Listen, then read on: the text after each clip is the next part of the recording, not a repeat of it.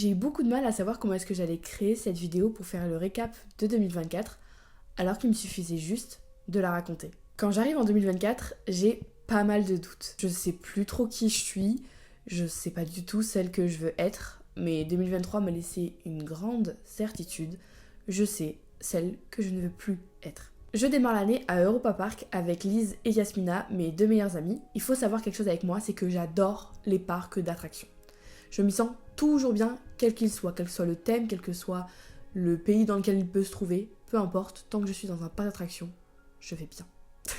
Et donc être là-bas avec les filles, ça me fait énormément de bien, ça me réconforte dans les petits doutes et les petites interrogations que j'ai en ce début d'année. Et de retour en France, j'ai beau m'interroger sur mon avenir, je sais que je n'ai pas d'autre choix que d'affronter toutes ces questions. Et c'est assez contradictoire parce que depuis le début de l'année, il y a une petite voix dans ma tête qui me pousse à ne pas laisser les choses se faire et à enfin agir. Mon dernier semestre à la fac débute et je redouble, je retriple même d'efforts. Je me souviens que j'avais pas mal d'exposés, je les bossais à fond, je me donnais à fond parce que je me disais que je pouvais pas lâcher et que j'avais juste pas le droit de m'arrêter en si bon chemin. Forcément, il me restait que quelques mois et c'était dur. Psychologiquement, c'était très dur, surtout après le premier semestre de cette L3, peux vous promettre que on n'avait plus aucune force. Le côté psychologique, il était trop dur, et pour ce dernier semestre, je sais même pas comment j'ai fait, mais je l'ai fait. Je me souviens aussi ne pas du tout avoir confiance en moi à cette période. J'aime pas mes cheveux, et c'est très important pour moi. Mes cheveux font partie intégrante de ma personnalité. Non mais j'aime pas la couleur qu'ils ont. En fait, j'aime pas l'image que je vois dans mon miroir. C'est un peu comme si tout le travail que j'avais fait depuis mes 17 ans, et donc depuis le confinement, avait disparu. Et ça fait perdre une énergie folle de se dire que pendant 4 ans, j'ai essayé de m'aimer autant intérieurement qu'extérieurement et que je me rends compte que non, il n'y a plus rien. C'est horrible. J'avais l'impression d'avoir fait tout ça pour rien. Et puis je prends conscience que c'est à moi de changer tout ça. Je prends conscience que c'est moi qui ai les clés en main, mais j'agis pas pour autant. La période qui s'ensuit est très spéciale. Je perds tout mon groupe de copains à la fac. Dieu merci, pas Johan, mon acolyte de toujours. Et j'aime réellement de moins en moins aller en cours. Je me souviens que tous les matins, je me levais pour y aller, juste pour faire quelque chose de ma journée. Juste pour avoir un cadre de vie à peu près normal. Mais c'est tout. J'y allais aucunement pour autre chose que pour ça. Je trouve aussi un job par dépit, parce que à ce moment-là, j'avais envie d'avoir un revenu mensuel, on va pas se le cacher. Mais au-delà de ça, je sais aussi qu'avoir un job à côté de mes études, ça m'apporte beaucoup. Certes, de l'argent, mais je me sens aussi super utile et super active. J'ai l'impression de remplir littéralement mes journées, mes semaines, et de vivre tout simplement et d'apprendre beaucoup, même si c'est dans des environnements dans lesquels je ne me sens pas forcément hyper bien. J'ai toujours tendance à penser qu'il faut que je passe par là pour accéder à quelque chose de meilleur. Fin mars, je démissionne et début avril, la fac est bloquée.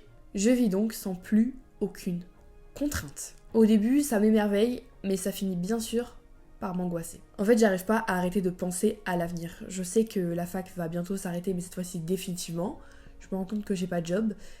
Et je me pose pas mal de questions, j'angoisse, j'ai trop de doutes, je ne sais plus quoi faire. Et pour l'une des premières fois de ma vie, je pense, j'arrête de rester dans cette analyse, dans cette remise en question, dans ces angoisses, et je décide de réellement passer à l'action. Et ça change tout. Après avoir comparé toutes les écoles de communication, de marketing, d'événementiel et même de journalisme, je me rends à l'évidence et je sais que c'est dans une école d'audiovisuel dans laquelle je serai le plus épanouie. Je passe l'entretien, je suis directement prise et ça soulage une grande partie de moi. Ça y est, je sais ce que je ferai à la rentrée 2024 et ça n'a pas de prix. Ok, ça soulage une partie de moi, mais c'est pas pour autant que je vais mieux. Je me mets aussi en tête qu'il faut que je trouve quand même un nouveau job pour le début mai, mi-mai à peu près, à la fin de mes examens, en me disant que j'y resterai sûrement que l'été et que j'aviserai à la rentrée. C'est à cette période que je fête mes 21 ans avec toute ma famille et mes meilleurs amis, et c'est la première fois que mes parents sont autour de la même table depuis 6 ans. Et c'est fou parce que j'aurais jamais cru ça possible. Je sais que c'est une grande étape pour tous les deux, et ça en est une aussi pour moi. Et je serai à jamais reconnaissante de l'effort qu'ils ont fait d'être tous les deux présents pour moi ce jour-là. Contrairement à mes 20 ans, mes 21 ans ne me font pas grand-chose. J'y accorde pas grande importance, c'est pas une grande étape. Je me dis juste que c'est une année de plus. Et à vrai dire, je me dis que je suis quand même assez perdue dans ma vie. Tout est flou, mais tout semble aussi se mettre en place Donc c'est assez bizarre, je comprends pas trop ce qui se passe. Et c'est à ce moment de l'année que tout le travail que l'on fait avec Lise depuis 6 mois, un peu moins de 6 mois mais par là quoi, sur Bright, notre agence événementielle, voit enfin le jour. Pour tout avouer, je me mets pas mal de pression pour réussir tout ça, parce que je n'y connais absolument rien à l'auto-entrepreneuriat, puisque mes études à la fac me permettent uniquement d'acquérir des connaissances, il n'y a rien de très concret dans tout ça, et être plongée directement dans l'auto-entrepreneuriat, ça fait assez peur. Surtout que Bright, c'est d'abord un projet qui a émergé dans la tête de Lise, et je veux absolument être à la hauteur pour ça. Et je me mets pas mal de pression, un peu trop peut-être. Lors du lancement de Bright, durant notre première soirée, je comprends tout. J'ai un énorme déclic. En fait, je comprends que la vie n'a pas de sens, hormis celui que l'on veut nous-mêmes lui donner. En fait, je me rends compte qu'on est tous créateurs de nos propres réalités. Ok, je sais, ça part en discours de philosophie, de motivation, etc., etc., mais c'est vraiment ce que je ressens au plus profond de moi. Je me souviens qu'avec Lise, on était sur le banc, à côté du bar où on faisait notre soirée, et waouh, on s'est rendu compte de ce qu'on avait fait, c'était fou. Je passe mes derniers partiels à la fac, je suis extrêmement soulagée d'enfin en finir avec tout ça. Parce que pour être 100% honnête, j'allais tellement mal d'aller là-bas, mais j'étais tellement pas épanouie. Les derniers exposés, c'était vraiment une corvée, les révisions n'en parlons pas. Je rends ma dernière copie de partiel et tout ce poids part avec ma dernière dissertation. Et bien sûr, qui dit changement dans mes études, dit changement dans mon job étudiant. Je suis embauchée dans un nouveau taf étudiant, je me pose pas plus de questions que ça, je verrai bien ce qui me réserve. 2 semaines plus tard, je pars en Afrique du Sud avec Lise. J'avais vraiment hâte de changer d'air et de passer à autre chose que toutes ces péripéties du début d'année, de voir d'autres décors que ceux que la vie m'a offert pendant ces premières semaines de 2024. Et très honnêtement, je m'attendais absolument à rien pour ce voyage, et comme tous les voyages que je fais d'ailleurs, je déteste me projeter sur un voyage, me dire que je vais voir telle ou telle chose. Et plus globalement dans ma vie, en fait, j'arrête de me poser des questions sur à peu près tout, j'arrête d'essayer de me projeter, de penser que telle chose va se passer de telle manière. J'ai certes toujours l'envie omniprésente de savoir ce que l'avenir me réserve, mais ça m'empêche pourtant plus de vivre le moment présent. La veille de notre premier jour en safari, je me dis que je vais pas aimer.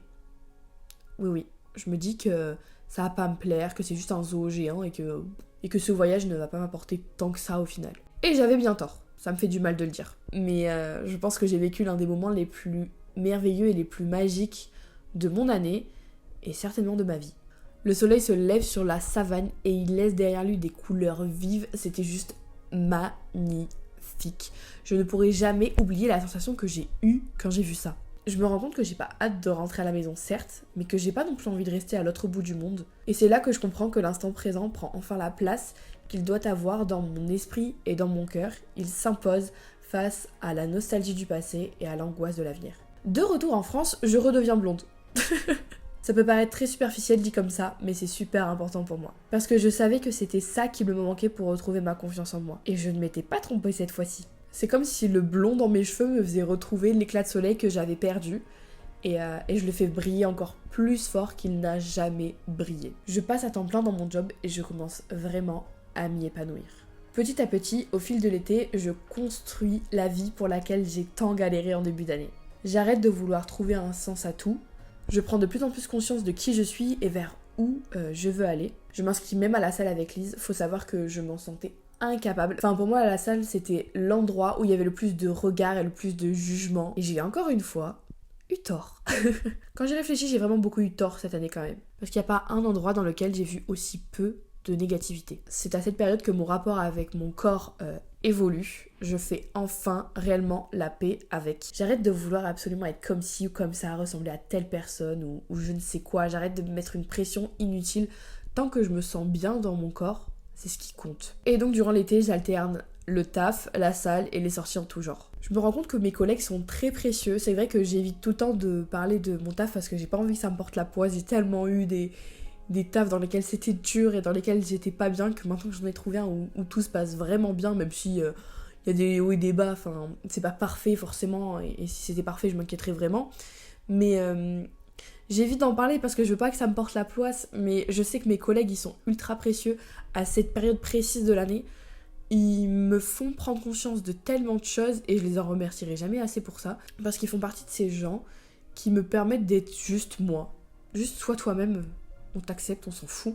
C'est quand même assez rare dans ce monde, je trouve. Je comprends aussi durant l'été que je suis capable d'apprécier les situations, les personnes, sans pour autant m'y attacher. Je reviens encore à la place omniprésente du moment présent, mais c'est vraiment ça. En fait, je me rends compte que tout est éphémère, dans le bon comme dans le mauvais. Et j'ai toujours eu tendance à toujours retenir que les bons moments. Et dès que je vivais un bon moment, je me disais qu'il fallait que j'en profite parce que j'allais finir par le regretter plus tard. En fait, quand je vivais un bon moment, j'avais conscience que c'était un bon moment et qu'il fallait que j'en profite au maximum parce que j'allais le regretter. Et cette nostalgie qui était très nocive s'évapore.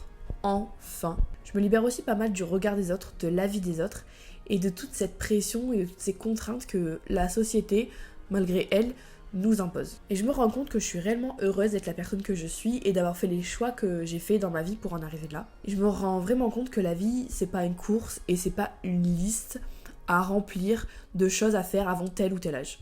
Je suis très reconnaissante de la vie que je mène à ce moment-là parce que c'est la vie dont j'ai toujours rêvé et même plus. Je trouve enfin de la fierté à avoir fait ces 3 ans à la fac et à avoir validé mon diplôme. Et c'est surtout la vidéo que j'ai sortie sur la fac qui m'a vraiment énormément aidée à ce sujet. J'ai d'ailleurs pris beaucoup de temps à faire le montage, mais je savais que c'était une chose nécessaire pour enfin tourner la page. Parce que certes, c'était pas facile de se replonger dans ces 3 années, mais je savais que ça allait me faire du bien avant de commencer une nouvelle année et de nouvelles études.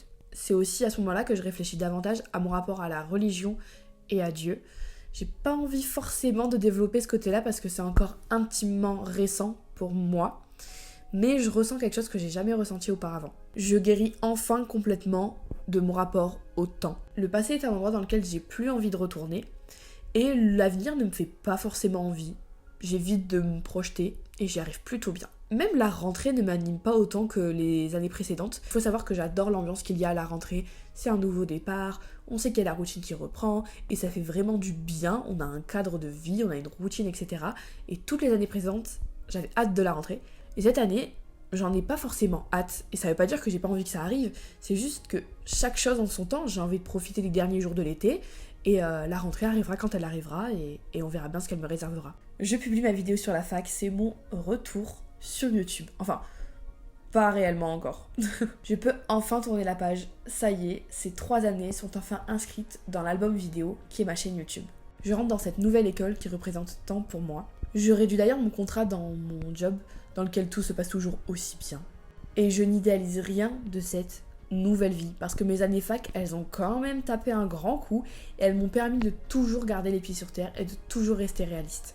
La rentrée se passe très bien, et les semaines qui suivent ne font que confirmer cette première impression. Je pense que d'ailleurs ça se voit assez dans le vlog de septembre, qui est, je pense, l'une de mes vidéos préférées sur ma chaîne. Parce que même si elles sont toutes importantes à mes yeux, le vlog de septembre a quand même une place spéciale dans mon cœur. Tous les doutes et les déceptions que j'ai vécues début 2024 en valaient réellement le coup. Parce que je suis intimement persuadée que sans eux, j'aurais pas vécu ce mois de septembre 2024 de la même manière. Je suis plus qu'épanouie dans cette école où mon imagination et ma créativité sont stimulées tous les jours. J'adore aller en cours, je sais pourquoi je me lève le matin. Et ça change tellement tout. Même si on va pas se mentir que je dirais pas non pour rester un peu plus dans le lit, hein. On ne me changera jamais. À la fin du mois, je me lance dans la reprise du sport que j'avais mis de côté avec la rentrée. Je vais courir et à la fin de ce run, je me fais agresser pour mon téléphone. En 2024. Oui. Je vais pas refaire l'histoire, ça sert à rien. Mais psychologiquement, c'est assez dur. J'arrive pas à réaliser que ça m'est vraiment arrivé. C'est toujours le genre d'événement dont on se dit qu'il n'arrive qu'aux autres. Et pourtant, c'est à moi que c'est arrivé ce jour-là et cette année. Et s'il y a bien une chose que je retiens de cet événement, c'est vraiment l'humanité et l'amour dont chacun d'entre nous peut faire preuve. Parce que lorsque mon agresseur est parti et que j'ai cherché de l'aide, les voisins ont été exceptionnels. C'était des parfaits inconnus pour moi. Ils ont rempli mon cœur d'amour, direct. D'amour et d'aide, et je n'oublierai jamais ce qu'ils ont fait pour moi. Jamais. Et cet événement a eu beau me créer quelques angoisses lorsque la nuit tombe, je n'oublierai aussi jamais le soutien indéfectible de tous mes proches. Cette année, j'ai vraiment pris conscience de la valeur de mon entourage. Je me suis rendu compte que chacun de mes proches était extrêmement précieux. Cette année, je me suis grandement rapprochée de ma maman, avec qui tout n'a pas toujours été super facile. Tous les jours, j'essaye du mieux que je peux de l'honorer et de la rendre fière. Ma marraine d'amour est toujours là pour moi, bien sûr. Yohan aussi, il sait toujours quoi me dire. Je ne sais pas comment il fait, mais il a toujours les bonnes remarques et les bonnes réflexions au bon moment. Lola est aussi très présente pour moi alors que ça fait seulement que 3 semaines que l'on se connaît. Et bien sûr, je ne pouvais pas parler de cet événement sans parler d'Yasmina qui a été exceptionnelle avec moi durant toute cette période. Elle a été très présente le soir même de l'agression et a géré la situation à distance d'une main de maître. Je lui en serai à jamais reconnaissante pour tout ce qu'elle a fait pour moi. Et le soutien qui me touche le plus en plein cœur, c'est celui de mon grand frère. Oui, j'ai un grand frère. Lorsque l'on était petit, on était parfois proches, parfois pas du tout. Notre relation n'a certes jamais été très linéaire, mais elle était devenue inexistante durant ces dernières années. Je n'oublierai jamais les mots qu'il a eus pour moi, même à l'autre bout du monde. J'aurais jamais cru cela possible un jour, et je suis sûre que Ninou et Choupette sont très fiers de nous. La saison automnale débarque, et durant cette période, la santé mentale a toujours tendance à se fragiliser. Ça a toujours été mon cas, pendant cette période je me remets toujours beaucoup en question, mais cette fois-ci, je ne voulais pas me laisser être submergée. J'ai voulu affronter tous ces problèmes malgré la difficulté pour mon cerveau à se faire à tous ces changements. En fait, je voulais surtout pas me dire ce que je me dis chaque année quand l'automne arrive, c'est que le meilleur était derrière moi, qu'il fallait bien qu'un jour tout ça redescende. J'ai vécu un été des plus merveilleux, certes, c'est à moi de rendre l'automne et l'hiver qui arrivent moins compliqués que ce qu'ils annoncent. Puisque ce qui compte, je le rappelle, c'est le présent. Et c'est pas une chose facile à faire. Parce que quand les jours se raccourcissent et qu'il commence à pleuvoir, c'est toujours très rassurant de trouver du réconfort vers les jours ensoleillés. Mais que seraient ces jours ensoleillés sans les mois d'octobre et de novembre? Pas grand chose à mon avis. Bref, j'essaye d'avancer dans ma petite vie avec toute la bande de copains que je me suis faite à l'école. Je vois Yasmina tous les dimanches, on installe même un petit rituel sur ce jour de la semaine pour se raconter tout ce qu'il s'est passé durant la semaine. Et je sais très bien que ce rituel du dimanche, c'est une bulle pour toutes les deux. On est vraiment en paix quand on parle de nos vies et on peut réellement s'exprimer sans jugement l'une et l'autre. Ma relation avec Lise s'est grandement fragilisée, mais je ne veux pas trop en parler par pudeur comme je l'ai toujours fait lorsque je traverse une période compliquée avec l'un de mes proches. J'ai fini par arriver à trouver la force en moi pour aller mieux. Personne ne le fera à ma place, je me dis juste qu'il faut que je fasse avec tous les événements qui ont pu se passer. Je risque même de m'étouffer avec un cake chez Lola, mais va bene ma bella, tout va bien. Je reviens vraiment sur YouTube avec mes vlogs mensuels. Ça m'aide aussi beaucoup à surmonter tout ça, puisque de toute façon la création restera toujours le meilleur des remèdes pour moi. Je maîtrise les situations du mieux que je peux sans pour autant vouloir les contrôler absolument. La vie est assez aléatoire et bizarrement, je l'accepte. Mais bon, bien évidemment, je ne pouvais pas terminer l'année comme tout le monde. Je me fracture le tendon du majeur droit à 50% en tombant au travail. Oui, je tombe encore à mon grand âge. Je le vis très très mal dans les premiers instants puisque j'ai interdiction de conduire. Je suis obligée de porter une attelle et je suis immobilisée et arrêtée de mon travail pendant 1 mois. Je deviens alors totalement dépendante de ma maman pour me déplacer. Ma besie d'amour me manque énormément. Et il y a des jours où ça m'énerve plus que d'autres, mais je me rends rapidement compte que ça ne sert à rien de subir la situation. Dans tous les cas, je peux rien faire pour accélérer le processus. Alors j'essaie de comprendre ce que je peux faire au lieu de me concentrer sur ce que je ne peux plus faire. En fait, je me rends compte que si l'on m'a enlevé cette partie de mon indépendance, c'est certainement pour me faire comprendre que je suis tombée dans un extrême de l'indépendance, parce que j'ai trop peur de tomber dans la dépendance. J'espère que c'est compréhensible ce que je viens de dire parce que je pars vraiment dans de la philo là. J'apprends aussi à être bien plus patiente. C'est fou que moi je puisse dire ça aujourd'hui. Tout arrivera au moment où il devra arriver. Tout arrive toujours au bon moment dans tous les cas. Je suis plus en retard à l'école aussi. Et ça, c'est fou. Je pense que la vie en avait marre de me voir autant lésigner la ponctualité. Parce que moi j'y voyais aucun mal à arriver en retard. Je trouvais pas que c'était forcément du manque de respect ou quoi ou qu'est-ce. Mais en fait, ça a juste aucune utilité. Parce que se plaindre, ça ne fera jamais avancer les choses. Autant lâcher prise. Et ça, je ne m'en pensais absolument pas capable. Ça ne me traversait même pas l'esprit. Je me suis toujours dit que ceux qui lâchaient prise laissaient en fait juste à la vie passer devant eux. Mais pas du tout. Lâcher prise, c'est accepter qu'on ne peut pas tout arranger. Parce que certaines situations arrivent exactement pour nous laisser faire confiance à la vie. Et si j'avais raconté tout ça à la Léna de janvier, elle ne m'aurait jamais cru. En 2023, j'ai longtemps agi pour l'amour et pour la paix. Je m'étais faite à l'idée que je n'y arriverais pas. En 2024, je me suis dit que si j'agissais par bienveillance et par amour et non pour, cela changerait peut-être quelque chose. Il faut du temps, de la patience et beaucoup d'amour. J'ai l'impression que je donne la recette d'un gâteau de grand-mère. Tout se passe dans les pensées, diront certains. Et c'est le cœur qui les alimente, j'en suis persuadée. L'amour est un trésor infini et j'en ai trouvé le plus merveilleux des coffres-forts. Moi. Je serai à jamais reconnaissante pour l'année 2024 que je viens de vivre. Merci pour les doutes de janvier et les déceptions de février. Merci pour les changements de mars et les déclics d'avril. Merci pour les espoirs de mai et la paix de juin. Merci pour la liberté de juillet et la gratitude d'août. Merci pour l'épanouissement de septembre. Merci pour la réalité complexe d'octobre et la résilience de novembre. Merci pour le lâcher-prise de décembre. Quelle année! Merci 2024.